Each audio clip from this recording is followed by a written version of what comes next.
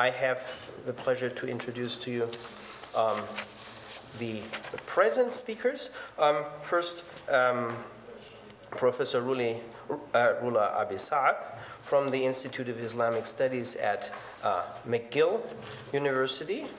She received her PhD from Yale, and she's the author of most recently Converting Persia, Religion and Power in the Safavid Empire.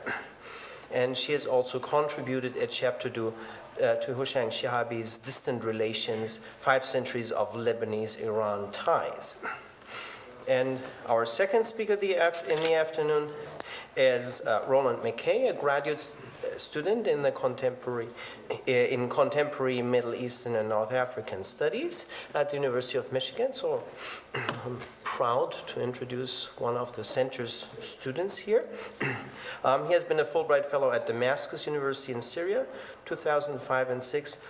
Currently a Pickering Foreign Affairs Fellow at the Department of State. And this spring he'll return to Syria and Lebanon as a Boren Graduate Fellow. And our discuss and moderator this afternoon is Professor Ron Stockton, Professor of Political Science at the University of Michigan, Dearborn, and he's a principal investigator in the Detroit Arab American Studies. So please join me in welcoming this afternoon's panelists.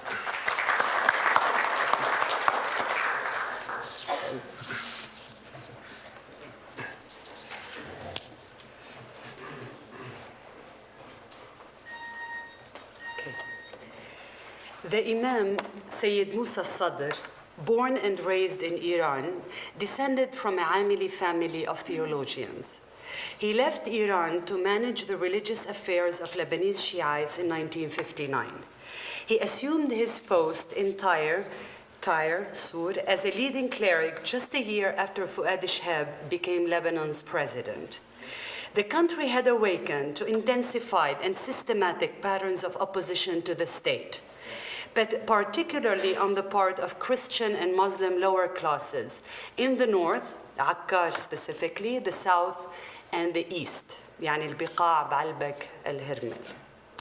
Shihab, like Shah al-Hilu, was under great pressure to restore economic growth to regions outside Beirut and to respond more specifically to the grievances of Muslim populations in the south and the Biqa', predominantly Shiite. Their policies, however, failed to achieve such growth. The erosion of the countryside and the decreasing return on agricultural land persisted. The Shiite bourgeoisie grew all the while as poverty, specifically due to displacement, interruption of production, interruption of education, caught up with the Shiites in the south and the Biqa'.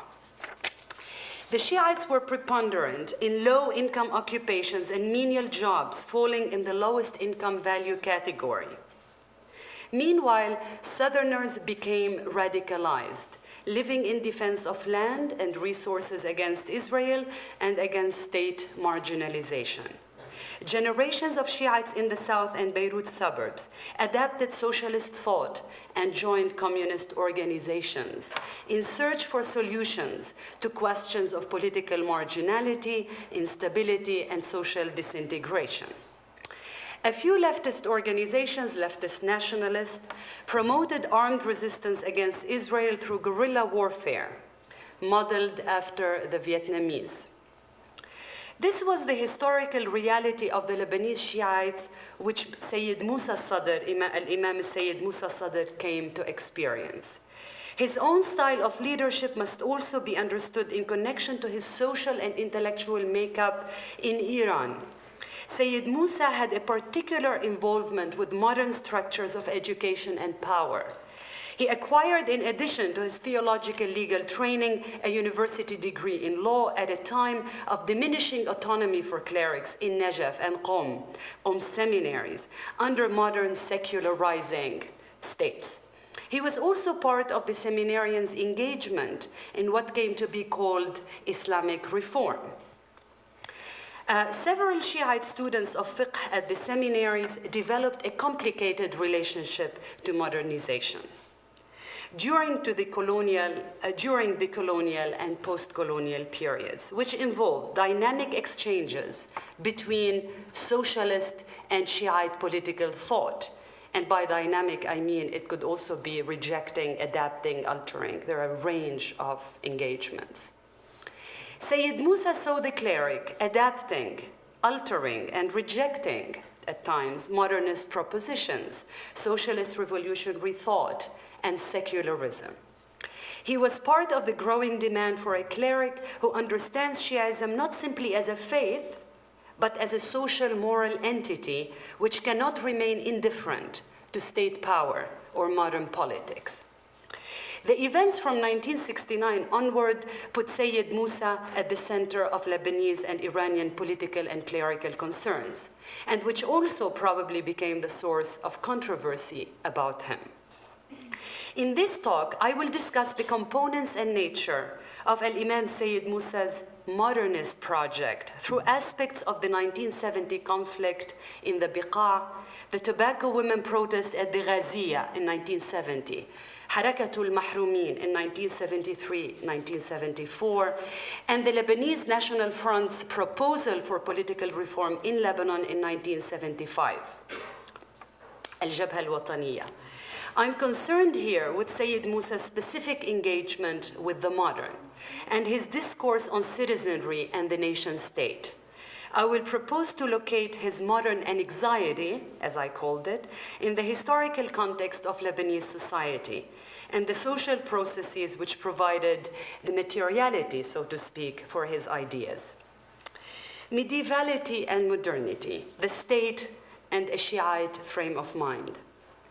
A social conflict erupted among several Shiite families from the Biqa' min Ba'labak al-Hirmil in 1970 and involved group attacks against property and persons.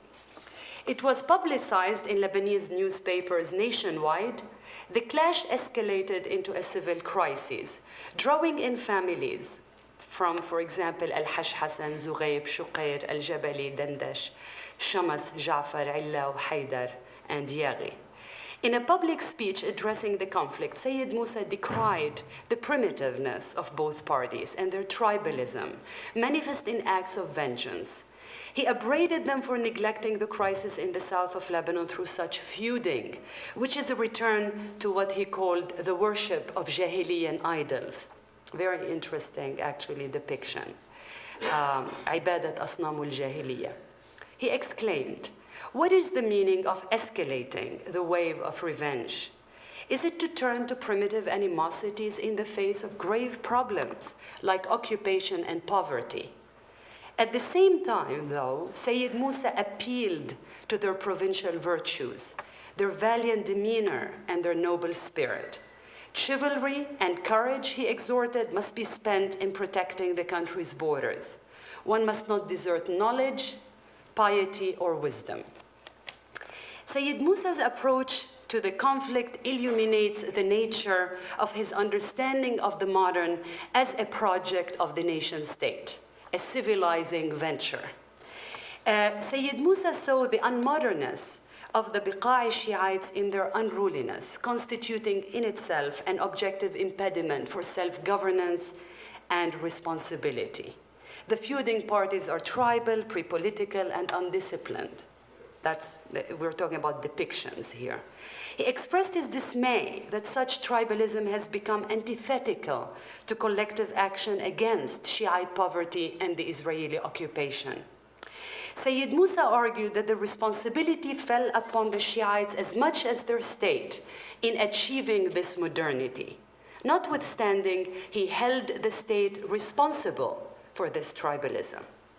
He says, "Here we are in Beirut, in the north, in the threatened south, in the destroyed villages among the dispersed. Even if the state had deserted you due to fear or collapsed due to ethical hypocrisy and bankruptcy in vision, how could you desert yourselves? Your happiness, sa'adatikum, your honor, sharafikum, your humanity, insaniyatikum, and your citizenship, muwatiniyatikum." To become modern meant for Sayyid Musa the attainment of happiness, the happiness promised in a national society. Happiness is embracing one's humanity, which reflects a liberal ethics, citizenship, and proclaiming the primacy of national society over pre-industrial provincial affiliations. Happiness is not a function of protecting the self from arbitrary government, but of becoming a legally amenable subject of the state, making him or her a person into a person. In the European context, the idea of the human as a self-governing agent has a particular genealogy.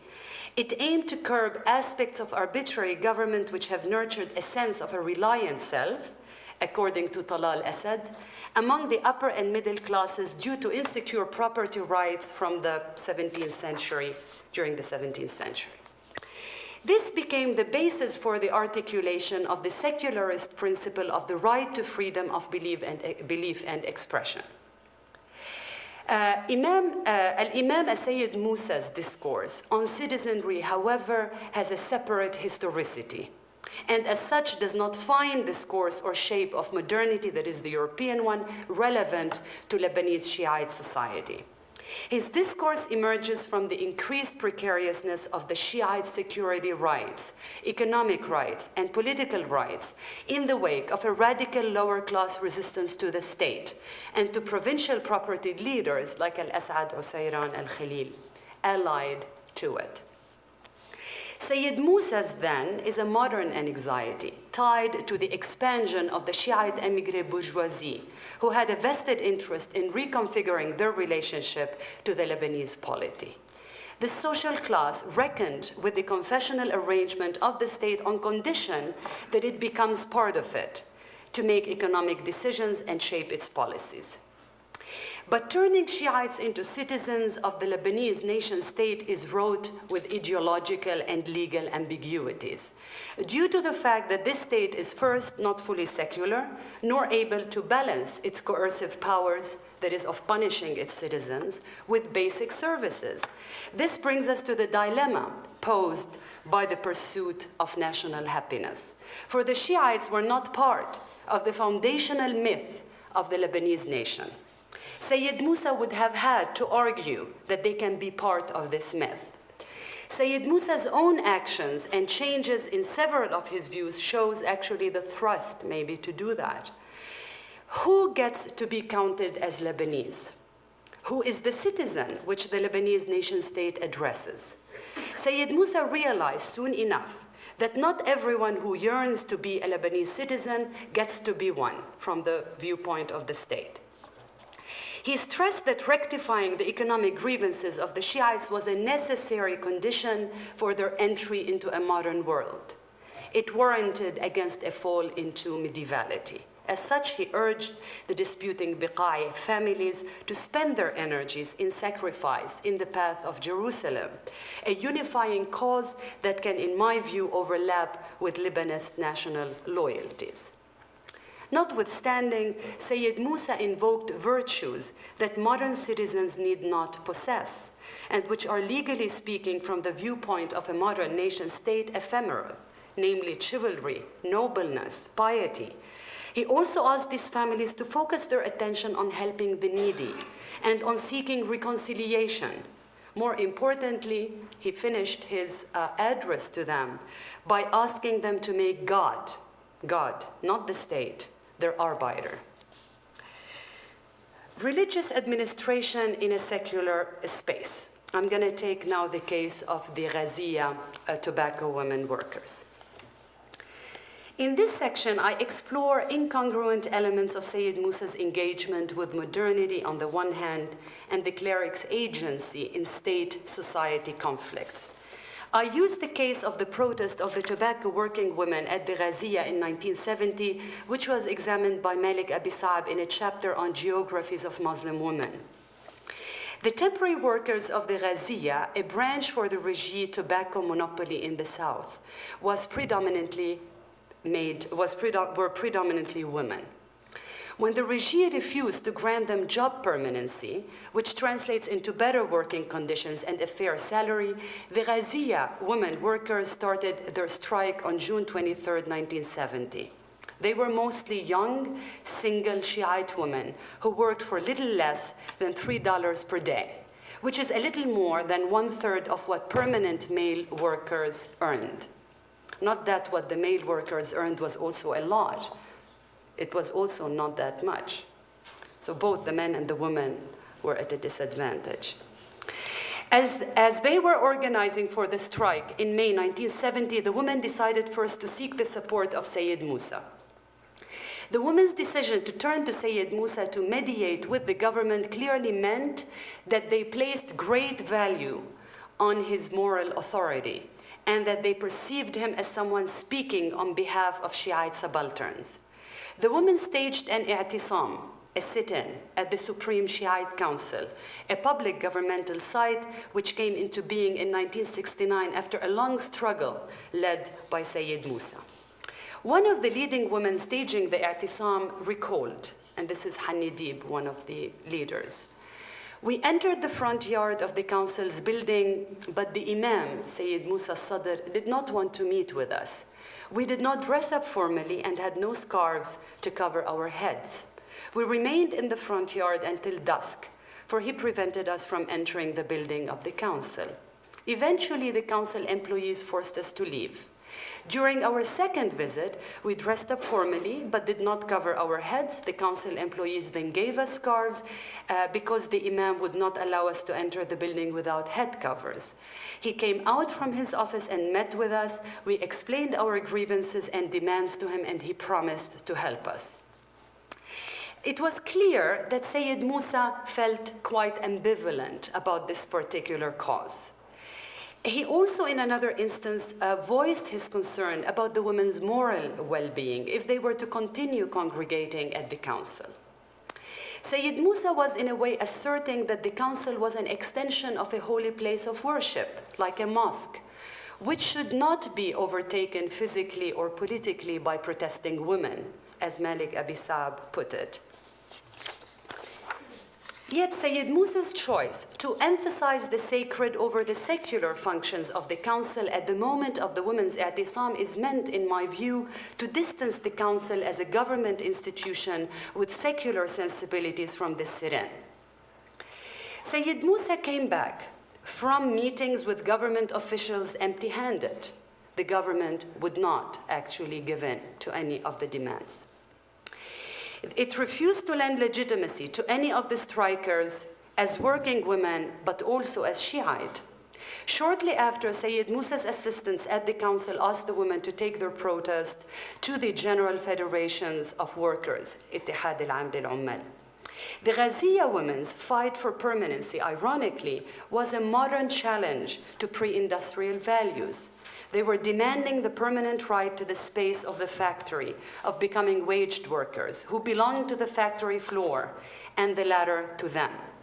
Theirs was a modern enactment. Sayyid Musa was not, though, interested in this particular project of modernity.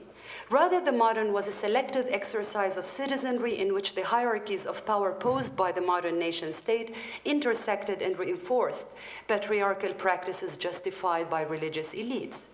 One wonders, though, if this incident could have brought Al-Imam Sayyid Musa closer to the understanding, and of course he did understand that fully, that lower Shiite classes were fully ready to use militant means against the state, as the Razia women eventually did.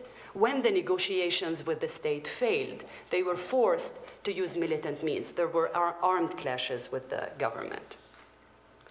So actually, the whole idea that the Shiites are prone to be violent is quite a myth. It's the state that has actually inflicted much of that violence on the Shiites themselves. The birth of the Supreme Shiite Council in 1969 with Sayyid Musa at its head was not a small event. It embodied for many the necessary bridge to the state and hopes for social betterment through confessional bargaining and institutional pressure. It became a counterweight to dissonant parties which had attracted generations of Shiites. When Sayyid Musa formed Majlis al-Janub in 1970, the Council of the South, with its state promise 30 million Lebanese liras for development, the Shiites were already in the middle of a windstorm, exhibiting tremendous dynamism in supporting political protest and unionist and socialist programs to improve their life conditions. The council, given birth to by the state, tied Shiite representation to a religious clerical center. So on one respect, it was a very important development, modern, institutional. In another way, it suppressed other ways in which the Shiites had already represented themselves and made it seem as if this was their first legitimate entry into official history. The movement of the disinherited, Harakatul Mahrumin. How do we make sense of the movement of the disinherited? It has been discussed actually quite elaborately by many groups. I'm only looking at one particular angle, which is modernity, the question of modernity. Harakatul Mahrumin found the light in 1973, 1974 under the leadership of Imam Sayyid Musa al-Sadr. An intensive episode of Israeli attacks in the south of May of 1970 led to the displacement of an almost 50,000 Southerners that moment. Around 250,000 Southerners had already left to Beirut's suburbs since the 1960s, when in 1974 agricultural work was paralyzed in the south, business slowed, schools closed, following protracted military attacks by Israel. Harakatul Mahrumin signaled a significant development in Sayyid Musa's civilizing project of turning Shiites into modern citizens. The pressure on him from the radicalized poor was mounting since 1970. He was now agitating against the state and encouraging common Shiites to hold the state responsible for their deteriorating conditions. Sayyid Musa continued, though, to perceive the state as an entity in and of itself, and held no other interest group or social strata accountable next to it. He did, however, until the 1970s struggle to convince the Shiites that they were not like the Palestinians, stateless, and that they had to position themselves within, not outside, the state, and to transform their attitude from rejection to compromise and reform. In 1974, this conversation did not seem tenable.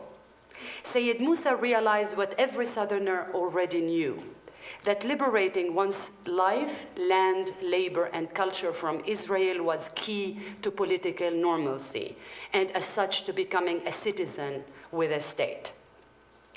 In January 1974, tobacco growers marched in protest from Nabatieh to Beirut, where more than 20,000 peasants and supporters demonstrated at the Arab University in Beirut. Sayyid Musa's movement showcased the Shiite poor, the recalcitrant, who had a long tradition of resistance to the state. It would also turn out to be a populist movement, partially aiming at finding a resolution to the problem of agricultural and industrial laborers. It called for the curtailment of feudal and capitalist exploitation and emphasized the Shiites' rights in administrative and political representation. More importantly, it emphasized the Southerners' dire need for security and defense against Israeli aggression. Drawn to the Mahrumin movement, which was really kind of interesting. It's interesting what the movement aimed to do, what Sayyid Musa al-Sadr aimed to do, and what actually it became, how it was adapted, how it was utilized, how it was used. Drawn to the Mahrumin movement were young men and women from the Popular Front for the Liberation of Palestine, Leninist and Maoist activists, and later supporters of Ayatollah Khomeini. The movement was the earliest critical encroachment on leftist Shiites. Sayyid Musa al-Sadr would say, "I am not harsh against the left as some might think. Rather, if we define the left as a force for change, then I consider myself one of its pillars. However, I do not trust him who does not believe in God, for faith, in my opinion, is not an abstraction." Sayyid Musa was first careful to acknowledge the place of the leftists in Shiite struggles, and second, of extracting from it a modern progression, force for change, and third, of associating leftists, and specifically Shiite Marxists, because this is really what he was concerned about, with a lack of faith, of atheism. He implied that he, a man of faith, can approach the Shiites' plight from a genuine source, that of religious morality, and thus can be more trusted than the socialists. Sayyid Musa's movement opened a new space in the Lebanese public sphere, a sphere which is non-egalitarian, with liberal Lebanese sensibilities, to a Shiite discourse of sectarian empowerment.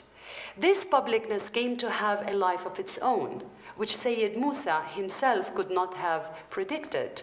It became a vehicle for promoting political Islam, or deprivatized religion, public religion, and state delegitimation, even if it initially aimed at bargaining with the state and getting closer to citizenry. Sheikh Hani Fahs claimed that Harakatul Mahrumin achieved its aim in entering forcefully in the state structure.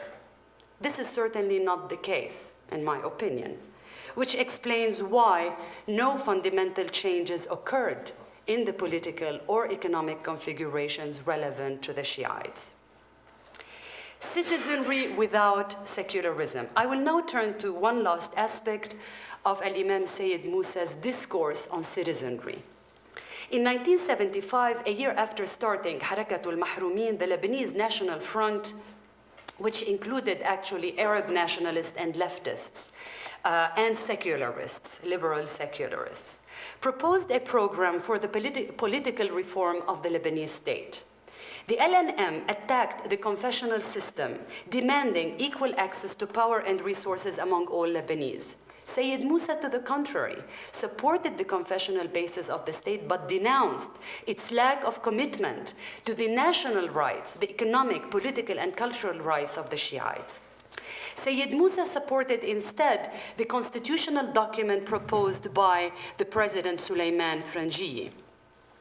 The constitutional document paid lip service to political reform, recommended a balance between Christian and Muslim representation in government, and defended sectarian parceling of administrative posts and employment. Sayyid Musa's understanding of secularism proposed by the LNM deserves close attention. He directed a vehement attack against the representatives of the LNM, declaring that there was no difference between those who call for secularization and Israel. When we cease to fight Israel due to such secularization, we will be defeated and destitute. There is a lot that needs to be examined here, but for the scope of this paper, I would raise the following questions. Did Sayyid Musa's rejection of secularism entail a contradiction in his modernist initiatives? Could this modernity avoid any interface with things secular at the same time as it preaches citizenry? A number of scholars have challenged the centrality of secularism to modernity. Suffice to mention here one major scholar, José Casanova. My position, which draws upon Talal Asad's inquiries on Islamism, and a host of other scholars that I'm indebted to. There's also Professor Juan Cole's discussions of some of these issues. Makes me think that there are nagging questions about the structural connections between the nation state and secularism. I suppose that turning Shiites into citizens is tied to modernity in ways that reconfigures, but does not eliminate the place of the secular in groupings or societies of faith. As such, one should not take Sayyid Musa's rejection of secularism at face value, or assume that there is one form or aspect of the secular, or to that matter that the secular and the religious are two mutually exclusive entities. Indeed, sectarianism or communalism posed in Lebanon as a modern and nationally ascribed political arrangement. Professor Roshanak Shairi Eisenlohr has written a lot about that, how sectarianism is actually a modern phenomenon, it's not a pre-modern, and reinscribing and inscribing the national. Sayyid Musa's sectarianism is as such curiously modern, and I would argue that it succumbs to partial secular manifestations of state authority. The founding of the Supreme Shiite Council then signifies, it's very important, signifies an opening of a secular space for the religious management of Shiite affairs which can be intervened with and controlled by the state. The council, I would argue, was the state's way of permitting one aspect of the Shiite faith, namely the institutional management of al-ahwal al-shakhsiyya and fiqhi matters pertaining to the Shiites themselves, to find expression necessary for the state's legal secular organization. The family, al-aila, and the sect, al-ta'ifa, received a more systematic legal articulation. The Council's activities illuminate a critical dimension of Sayyid Musa's modernism. It's not actually an opposite to modernism. At the same time, by placing himself against the LNM's proposal for secular reform of the confessional system, Imam Sayyid Musa al-Sadr's scope of action as a cleric was guaranteed. The nation state and the ungovernable mass. Okay. If the Biqa'is in Ba'labak and Al-Hermil needed to be saved from civil lethargy and the Southerners needed to be made more amenable to legal and state authority, then Sayyid Musa has a proposition. He's suggesting something. He interposed faith seen as cultural authenticity vis-a-vis Marxism. Okay, so that's faith is cultural authenticity. And also he suggested a version of Lebanism as a counterforce to the socialist nationalist culture of the Southerners. In the words of an admirer, Sheikh Hani Fahas, again, I find this sentence quite illuminating, quite telling of the project of Sayyid Musa. Sayyid Musa aimed to remove the left's exclusive custody of Shiite activism and prevent the left from investing in the project of destroying the state, and to preserve the left only in the framework of a labor social opposition that leaves the national roots of Shiites intact and remedies the branches through a realistic and rational method that makes violence unlikely. Generations of Shiites found inspiration, I should remind here, in the programs of leftist organizations, the Lebanese Communist Party and Munazzamat al-Amal al-Shuyu'i, Organization for Communist Action. Clerical efforts to make the left look unattractive to common Shiites took long, painstaking struggles and faced a formidable resistance. Why? Because Marxism too offered a system of morality that found resonance in Shiite notions of justice. Understanding class as an organizing principle of a human society and partaking in diverse forms of struggle against capitalist exploitation had a long, distinct Amili flavor. No reformist movement or figure could muster a wide-based following without addressing this feature in Shiite culture at the time, specifically in suburban Beirut and in the south. To sum up, bourgeois émigré Shiites protested the lack of political representation and efficacy when compared with their Sunnite and Maronite counterparts, and even the Druze. Sayyid Musa wanted concrete power for this stratum from the position of their being loyal Lebanese citizens. He wanted to transform the anti-state Mahdistic complex among disaffected Shiites into a sustained critique, but sustained reformist critique of the state. Yet more important than tapering the messianic tenet, he had to pacify the militant laborers, the socialists who were an impediment to Shiite citizenry. Finally, the pursuit of modern citizenship forced Sayyid Musa to accept a certain type of interface with the secular legal apparatus of the state, despite his stand on secularism. Sayyid Musa's modernist anxiety was about those many Shiites who turned, so to speak, Palestinian. He wanted them to desire becoming less like the Palestinians and more like their unfulfilled, state-bound modern selves. Thank you.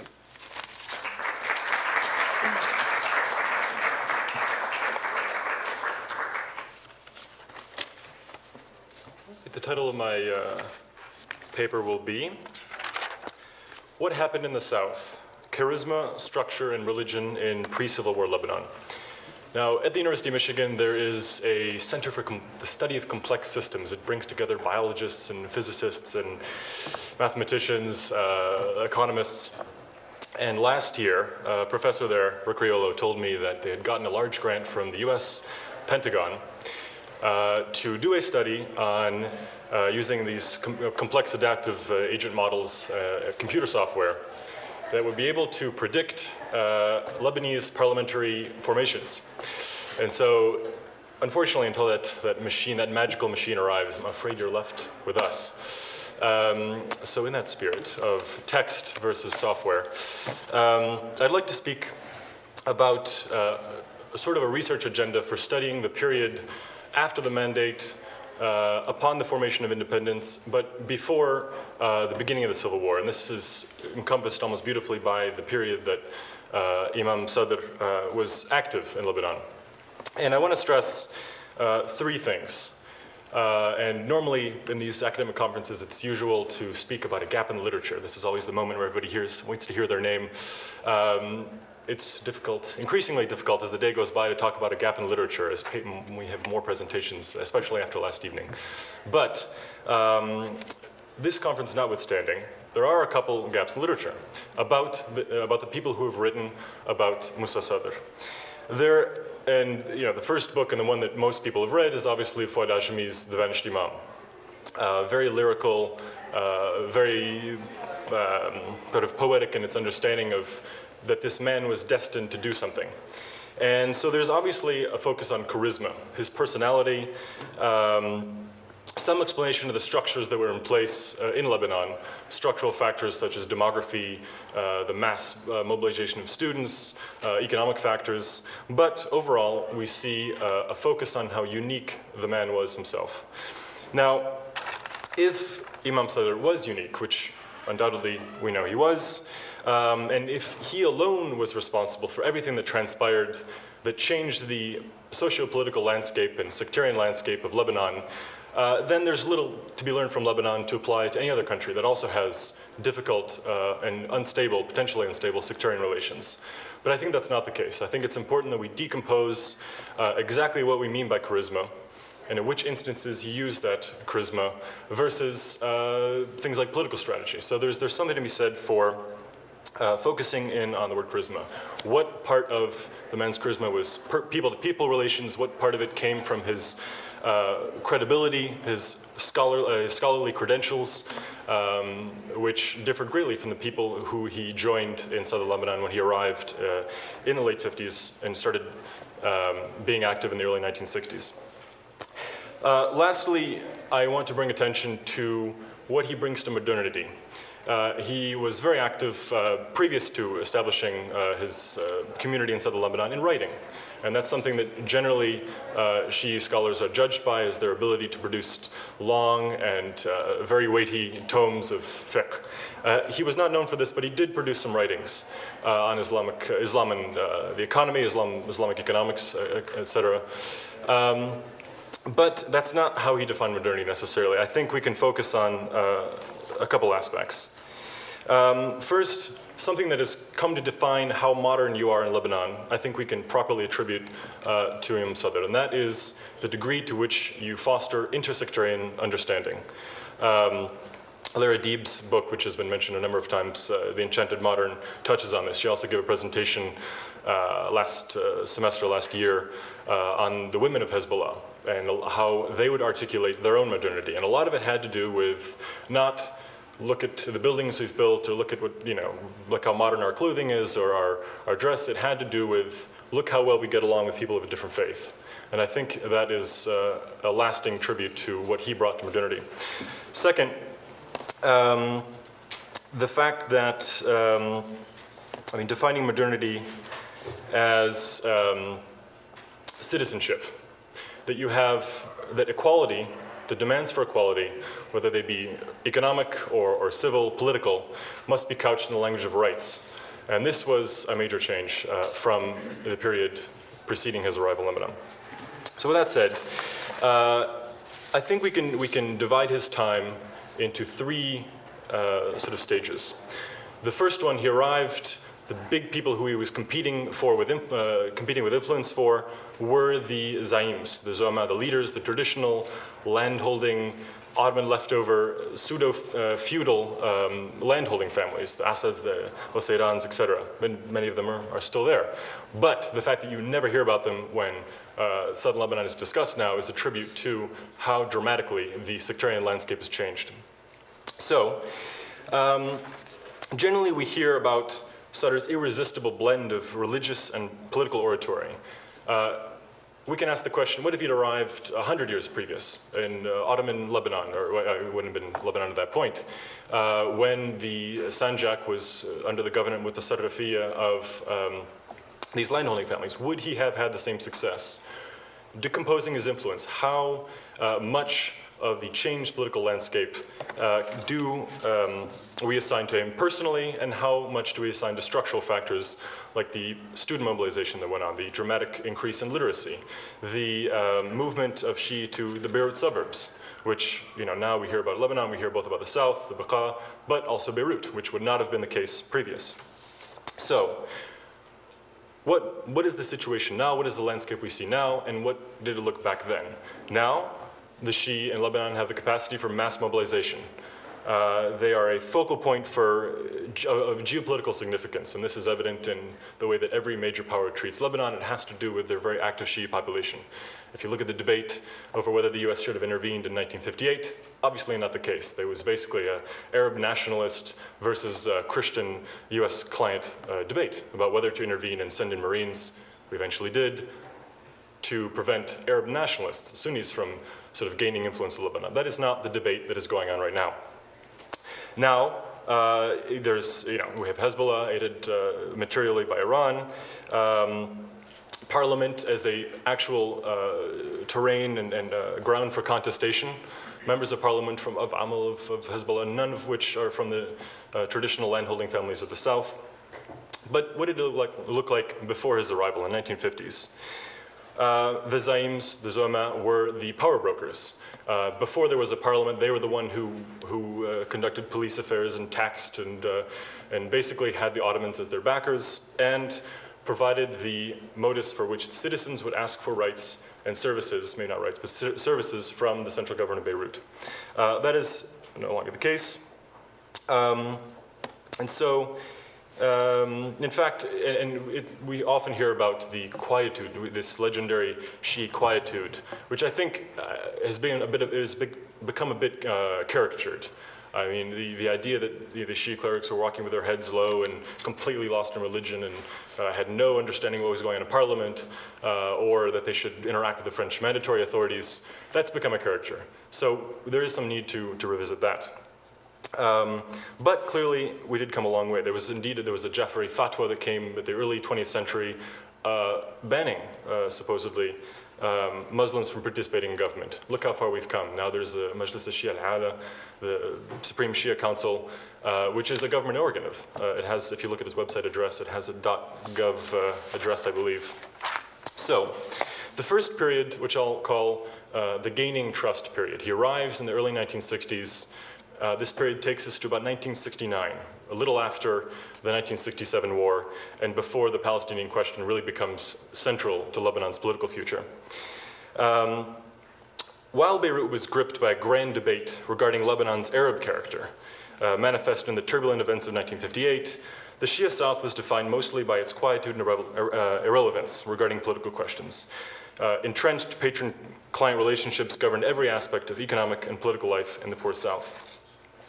The other face of leadership in the South of the late 1950s and 1960s was comprised of the network of Shia clerics who were supposed to embody the precepts of religiosity and good life.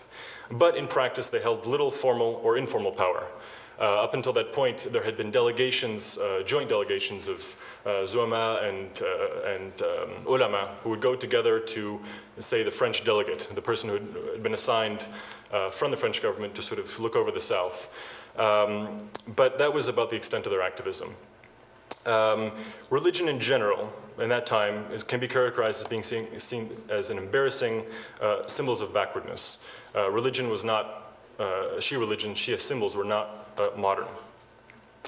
A profession that prized preeminence in ritual and jurisprudence had no time to devote to address the trends of the times, which were communism, socialism, Arabism, anti-imperialism, and national industrialization. The stage was set for the entry of a cleric who seemed perfectly at home discussing worldly concerns such as money and political power, having studied secular law at the University of Tehran and written extensively on Islamic economic theory. Upon his arrival of Imam Sadr, he was greeted largely with indifference by the ruling Assad clan. It was not until he began agitating to revitalize a social welfare organization, the Jamiat al-Birr wal-Ihsan, philanthropic association for charity, created by his predecessor, Sayyid Sharafuddin, that he received some sort of platform to express his views outside of the mosque. And what's amazing, if you look at the, for lack of a better word, documentary evidence that exists of Sadr's activism in the 1960s and 1970s, is how quickly he becomes recognized. The volume concerning documents related to 1960s is very short, but it's full of already national newspaper interviews. It did not take him long to establish himself, gain a national audience, have himself be profiled by the national newspapers, and start traveling abroad and meeting with statesmen and ambassadors and receiving Christian leaders from Beirut in his home. It did not take long at all. For Sadr, the obstacles to improving conditions in the south lay mainly in the form of the obdurate Zu'ama. He quickly decided to bypass the traditional practice of giving support to a Zaim in the hope of obtaining help in dealing with the central authorities. Instead, his strategy would be to charm the Sunni and Maronite men of power in Beirut. So I characterize this first period as the charm, gaining trust period. He's not taking aim at them yet. Gaining allies, and in the process transforming the South into a space for political contestation. By late 1961, he was being introduced to a national audience in an interview that appeared in the Beirut Daily Al-Hayat. He was anxious to point out that he had studied secular law in Tehran, in French, no less, before entering the seminary in Najaf, and also that his family had moved from Lebanon some 150 years ago. For a man new to the complexities of Lebanese sectarian politics, he knew exactly how he wanted to present himself to a cosmopolitan Beirut audience. The Quran teaches us to build and raise the social and moral level, along with the remaining sects. Rhetoric in this early period was not nearly as useful a tool to Sadr as was gaining strategic political allies through targeted small group meetings and outreach throughout the Beirut press. So what made him different in this case versus other ulama who also obviously wanted to raise the social and economic level of the Shia? He had access to independent funding networks due to his links with Iraq, I will claim, and that others did not, that were instead reliant on the local Zaim for their backing and money and sort of connections to Beirut.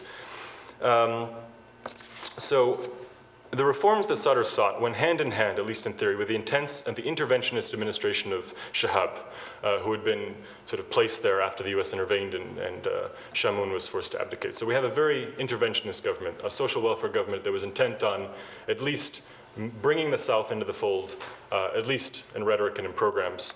So they saw him as an ally, which is a strange concept for those of us, at least in the 1980s, who were seeing this as a Muslim-Christian divide. This is very clearly seeking a Shia ally to balance the Sunni conventional balance. So under his presidency and that of his successor, Charles Helou, the central government undertook an unprecedented turn towards large-scale interventionism, implementing social and infrastructure programs under the banner of Shahabism. It is no small irony that Sadr's political success in this early period, his visits to heads of state and neighboring capitals, his newly minted Lebanese citizenship, his platform to claim a place at the table for the Shia, resulted in part from the positive reaction he received from the Christian Shahabist administration.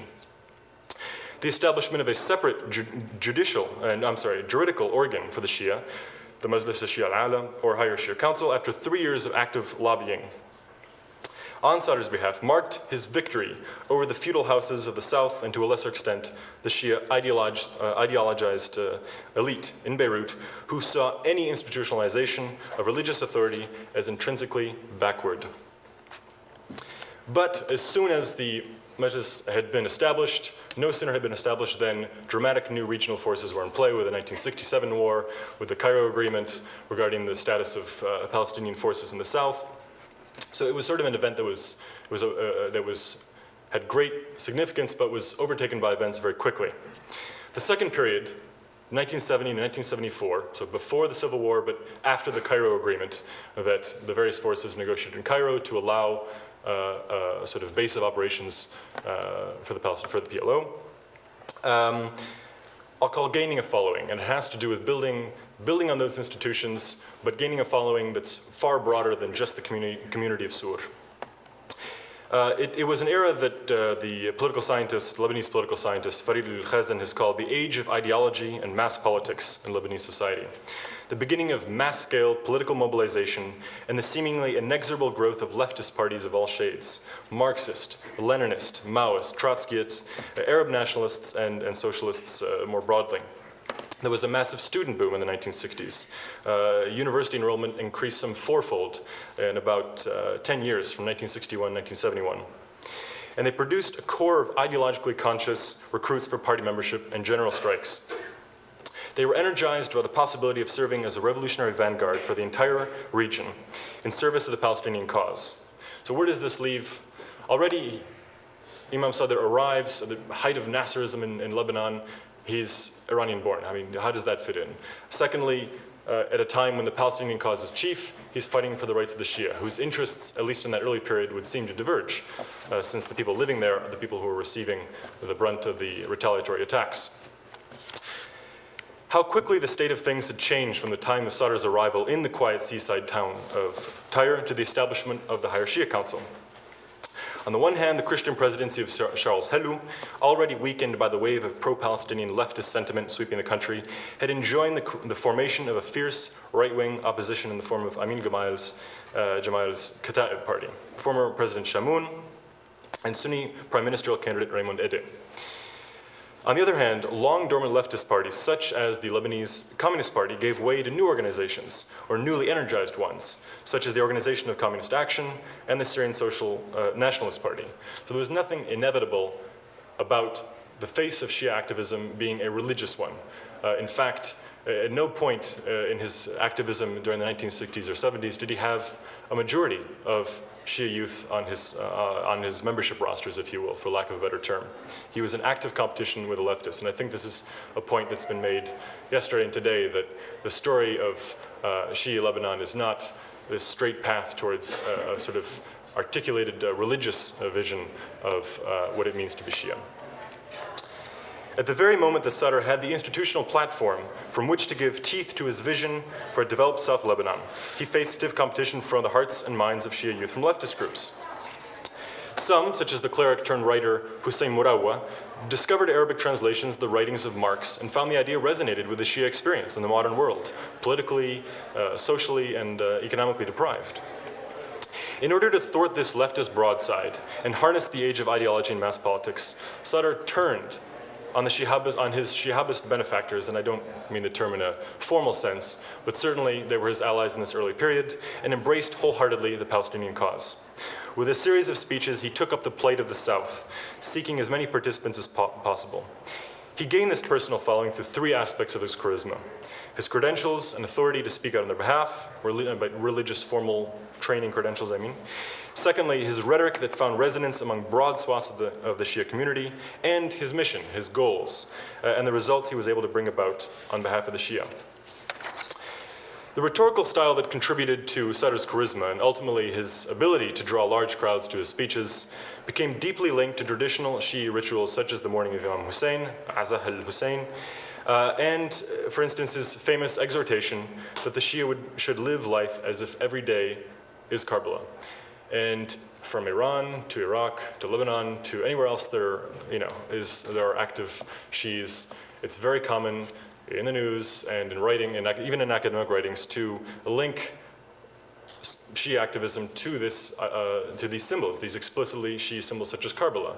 But there was nothing inevitable, once again, about this. Somebody had to advocate the use of the symbol as an articulation of, as an urge to social activism. And that someone, in this case, in a very original sense, was Imam Sadr.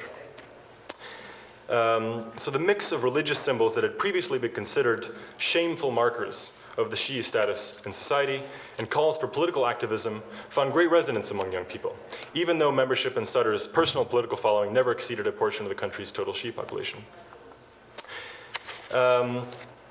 So in the early 1970s, however, Sadr was considered by friend and foe alike as a member of the vanguard of the Palestinian issue, which he had never arrived to sort of do. That was not his bit, at least at the beginning. This reputation owed much to his use of rhetoric from 1970 to 1974, and several key speeches cemented his status as the voice of all the South's inhabitants. For instance, in May 1970, there's a famous speech called "Answer the Call Before It's Too Late," "Being silent about the South is betraying all of Lebanon," and "We are the preservers of Lebanon" in 1974. Lastly, the last portion I'll call "Averting a Civil War While Arming a Militia," and it's an interesting sort of dichotomy that he has. This is the period from 1975 until his disappearance in 1978. The year 1975 began with a further escalation of the Palestinian-Israeli conflict in the south. On January 13th, Israeli airstrikes all but destroyed the southern village of Kfar Shuba. The Palestinians increasingly turned on their Lebanese hosts in frustration and attacked Christian Lebanese army outposts, including a particularly audacious attack by the PFLP on the barracks in Tyre on January 21st. Gamal's extreme right Christian Kataib party called for the expulsion of the Palestinians, whose raids it claimed were solely responsible for Lebanon's weakness. A broad coalition of leaders, including Sunni Prime Minister Rashid al-Saleh, the clan leader Kamal Assad, and President Faranjia, reaffirmed the Cairo Agreement that had enshrined Palestinian freedom of action in Lebanese law. The country teetered on the brink of overt civil war between anti-Palestinian presence Christians and pro-PLO Sunnis, Shia, and Druze groups, which were larger in number. Imam Sadr's popular support unprecedented and his political position firm. The Iranian Lebanese Shi'a Musa al-Sadr assumed the mantle of Arab nationalist, which is a role I don't think anybody would have believed him able to take upon his arrival in the late 1950s.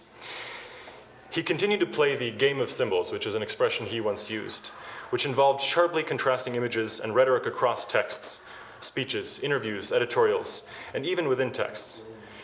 There's an interesting little passage here where Sadr is not the angry mullah, but the compassionate preacher for all of humanity. And it's a speech he gave in a church, I believe. Faiths were founded to serve a common goal, invitation to God and human service, which are two expressions of one fact. Then they changed as they started serving themselves too, then yet went further until they forgot their original purpose, and consequently the gap grew wider and increased, and thus human crises and pains increased. We returned to our original path, to the torn and crushed human soul, in order to be saved from God's wrath. The passage evokes the unity of the two faiths' purposes. Sadr, he links Christ's teachings to issues facing Lebanese Shia. Christ and the poor are one. God considers any attempt and any effort to help the downtrodden as a jihad for him, and he grants success to that effort. He took on broad themes such as lying, egotism, hypocrisy, and arrogance, calling them unchristian and blaming them for society's division into armed camps.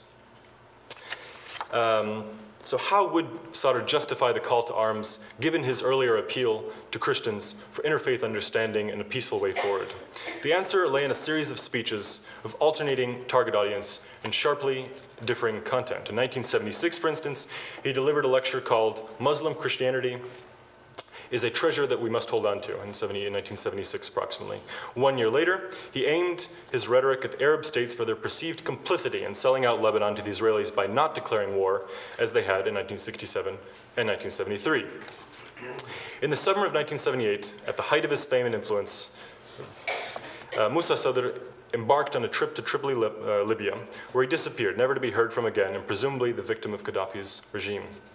With this mysterious disappearance, which played heavily into entrenched notions of the disappearance and destined return of the Shia 12th Imam, Imam Sadr achieved a status he never could have envisioned: all things to all people.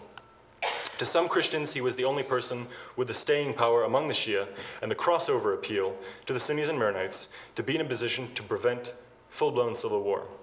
A group of young Shia militants, believing in the prophecy of his return, went so far as to attempt to hijack an international airliner and demand it to land in Havana, so that the perpetrators could press a summit of the non-aligned movement to release Sadr. Although his Amal movement would splinter, become secularized somewhat, and transform itself into a mainstream political party, Sadr's image would enjoy prominent billing in the radicalized South, alongside the wildly popular Sayyid Hassan Nasrallah, the leader of Hezbollah. And, you know, that's one extreme. You have pictures of Nasrallah and Sadr side by side. On the other hand, you know, we have a spokesman for the US Embassy in Beirut commonly praising the work of the Sadr Foundation and, you know, bringing him up as a moderate and a model for the future. So he was all things to all people in a way.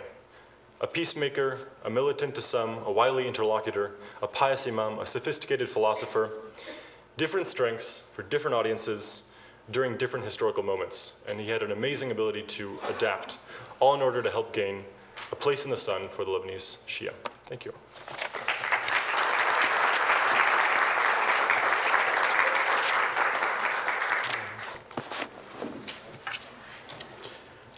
When I was preparing for this panel, I didn't have the papers in advance, so I prepared some comments of a general nature, addressing some broader issues, but not necessarily responsive to the presentations.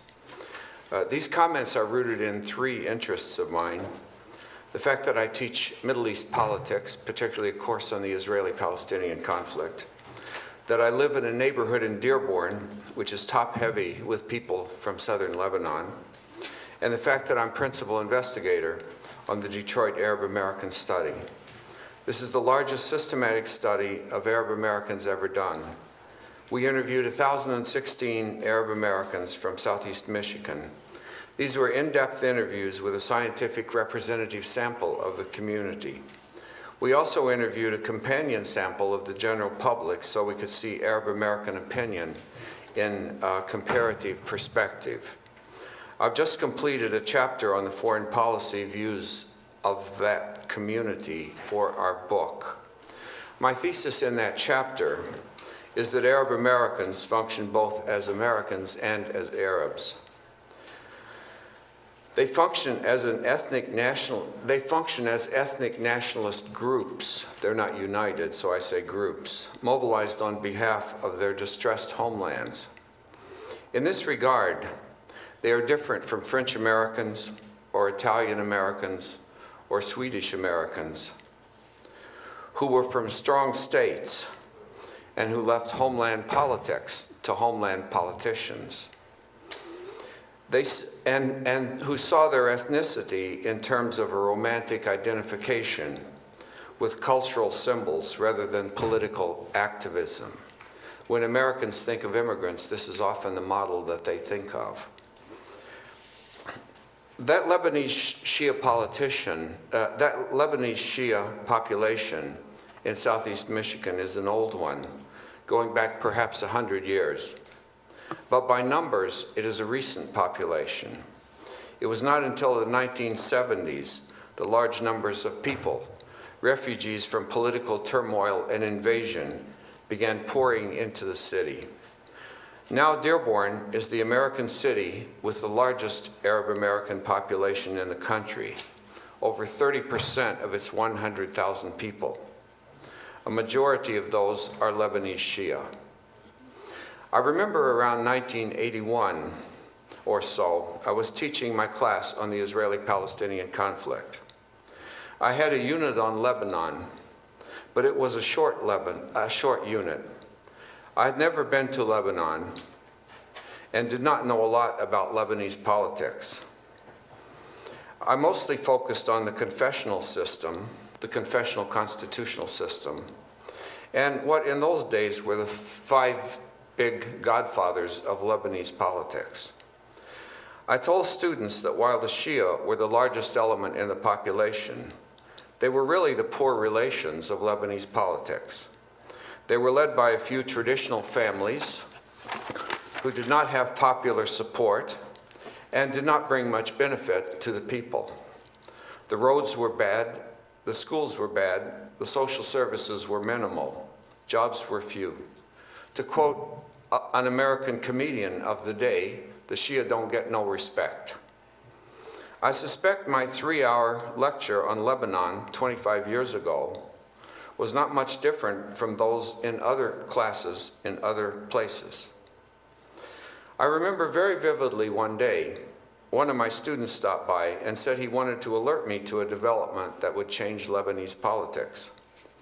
I had heard of Musa al-Sadr because once in a mosque I had picked up a small poster that showed him and Ayatollah Khomeini with a slogan in awkward English asking why the Muslims did not challenge the great powers. I still have that poster. But I did not know much more than that. My student, who was American-born but of immigrant parents, said there was a new organization called Amal. It had a popular base and was growing rapidly in strength. He said that it was not being covered in the American press and that few people had heard of it, but I should keep it in mind because it would soon be a major player. I had heard of the new Shia militias, but didn't know much more than that, so I filed away that tip and paid careful attention to those issues as they emerged. It was only a matter of a year or so later that the ragtag militia, as the American press described it, took over most of Beirut and sent shockwaves through the American political system, not to mention the Lebanese system. This conference is not just about one person, but about how a marginal population was transformed into a significant political and ideological player, not only in Lebanese politics, but in Middle Eastern politics. The significance of this transformation owes a great deal to one individual who probably could not have imagined 40 years ago that a conference of this sort would ever appear in an American university. I hope this conference elevates the name Musa al-Sadr in the study of Lebanese politics and the Middle East in general. I was pleased, by the way, to hear Dr. Rula talking about the linkage between socialist thinking and Musa al-Sadr's thinking. I think that's a very creative approach which gets us off of a straight line and points out the complexity of these developments. I hope someone will bring out a collection of his speeches and writings in English. That would be a significant contribution to American scholarship and to an American understanding and appreciation of the historic significance of the emergence of the Shia in Lebanese politics. There's a second issue I want to mention briefly. Again, I think some research would be in order. This may have been discussed by one of the presentations that I have missed. If so, I apologize for repeating what some of you may already know and may already have heard. Again, I will tell you a story. A decade or so ago, I was at a luncheon with the principal of Fordson High School in Dearborn. This school has about 3,000 students, perhaps 90% being of Arab ancestry, most of those being Lebanese Shia. I live in that neighborhood of that school, and my sons attended there, so the school and its welfare interest me. I asked the principal about the makeup of the student body. When my sons were there in the mid-'80s, it was 50% Arab, most of whom were American Arabs, not immigrants, and it had changed. She listed the various groups: the American-born Arabs, the Lebanese Shia, the Palestinians, the Yemenis, the white ethnics, the Anglos, the African Americans. Then she said, and of course there are the West African Lebanese. They are among the highest achievers in the school. I think this population and its impact on southern Lebanese politics is often overlooked. In the post-World War II writings of Graham Greene and Somerset Maugham, they often played a walk-on role as slightly sleazy merchants. They were called Syrians, but in fact, they were Lebanese Shia. Even today, they are influential in Sierra Leone, but are also found in Liberia, Ghana, Nigeria, and elsewhere. They tend to be a very successful merchant class. It is significant to me that Nabi Berry, who took over the leadership of Amal in the early 1980s, was from Sierra Leone. He was also from Dearborn and was holding a green card well on his way to citizenship when he was called to leadership. The role of the African-based Shia in Lebanese politics is not a new topic to those who study Shia politics, but my impression is that it is under-researched. The role of diasporas is a well-known factor in studying homeland nationalisms. You cannot understand the drive for Irish independence unless you study the Irish in America.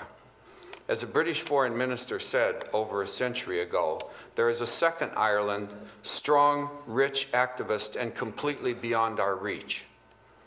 After all, Eamon de Valera, Ireland's first president, was an American citizen, a fact that probably saved him from hanging after the Easter uprising. You cannot understand the strength of Israel without understanding the rule of the Jewish diaspora in America and elsewhere.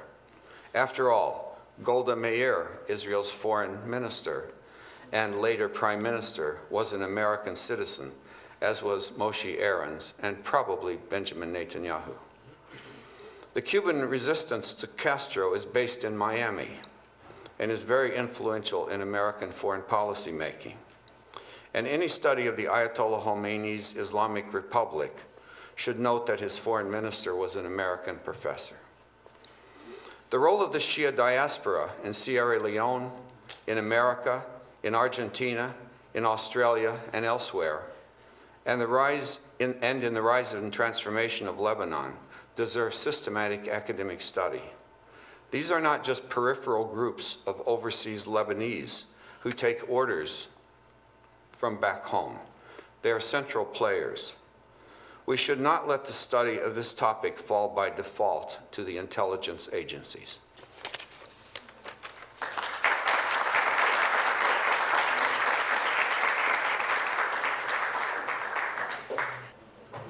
Thank you for your objectivity. That was very credible research that you've done. I have kind of a question, and I want to clear out something you said. I don't know if I misunderstood.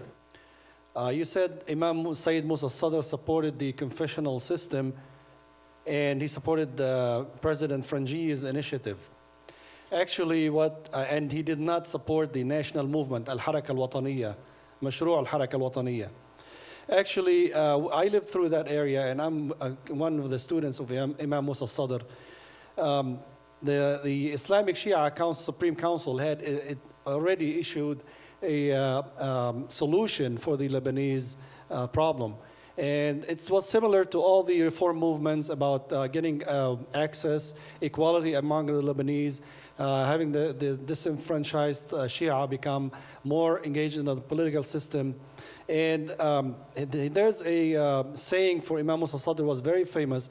Actually, he coined the term political sectarianism. He was adamantly against political sectarianism. And he has a saying that was very famous for him, الطوائف لبنان نعمة أما الطائفية فنقمة, which is loosely translated as sects in Lebanon are God's largesse, but sectarianism is a curse in itself.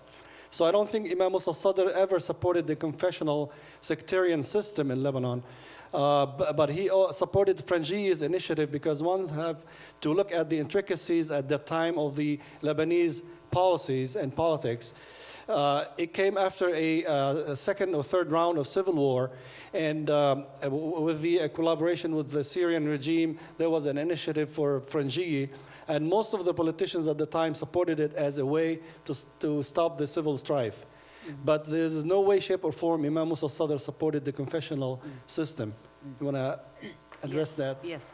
Thank you for your comment. It's a very important point that you brought up to distinguish what we're talking about when we talk about sectarianism or the confessional system. Now, as far as I can tell at that moment, now, of course, what happens with the principles that were outlined with Harakat al-Mahrumin is something different from his position on the particular suggestions, basically, of the LNM led at that time by Kamal Jumblat. What we understand at that point is that Sayyid Musa al-Sadr wanted to change many aspects about the confessional system. But he did not want to abolish the idea of balancing the Christian-Muslim, the distribution, which was what the LNM were challenging. They wanted to get rid of that completely. They wanted to say, you know, we're not going to talk about Christian or Muslim. We're going to talk about qualifications. And if you come think about it, I think probably for Sayyid Musa, it may have been in itself unjust if you don't have a transitional period whereby actually you have an actual intervention in the infrastructure that the Shiites have in order to achieve, for the Shiites actually to benefit from the abolition of a confessional system. So there was I mean, your point is very well taken. I qualified it by saying he agrees on the confessional system as long as it expands and acknowledges the Shiites as a sect like other sects that needs actually a larger, more resources. But that it was not a challenge, it was not actually a project of secularism. He was against secularism, I think that, yeah. But thank you, thanks a lot. Yeah. Hi, my question is directed to Roland, I believe? Yes. Roland, no, Roland. Oh, Roland. Yeah. Roland and Rula, that's very... Okay. Well, you said that Sayyid Musa al-Sadr had the ability to be all things to all people, which I don't know how much of that you think had to do with the milieu in which he arose. I wonder, I know this is probably a speculative question, but I wonder, given his history and what you've researched of his attitudes and whatnot, how you think he would have gone about things had he faced the military occupation that happened after his disappearance? Thanks for that question. When I say all things to all people, I'm particularly speaking, obviously, about the period after his disappearance.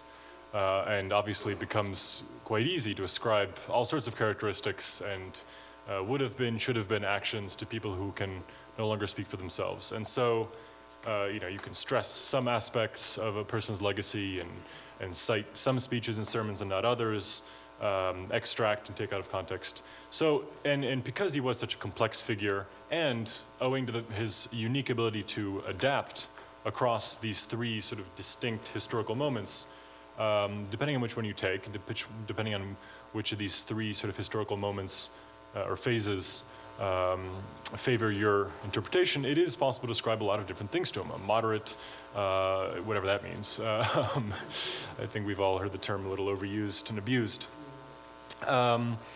But, you know, to trace the legacy of his founding of Harakat al-Mahrumin, of Amal, and, you know, make the linkage between, to the current activism of the new face of Shia activism, Hezbollah. So, all things to all people is particularly apt to describe somebody who can no longer speak for themselves. And I think you'll find this across historical personages, especially when such a dramatic action has come to define their legacy. But, you know, it's not simply the fact that he disappeared, obviously. All things to all people was the fact that he had a unique ability to speak to many different people within Lebanon and abroad. His knowledge of his audience comes across in every text you read. If it's an interview with a sort of a Beirut columnist, it's a different way of framing his background.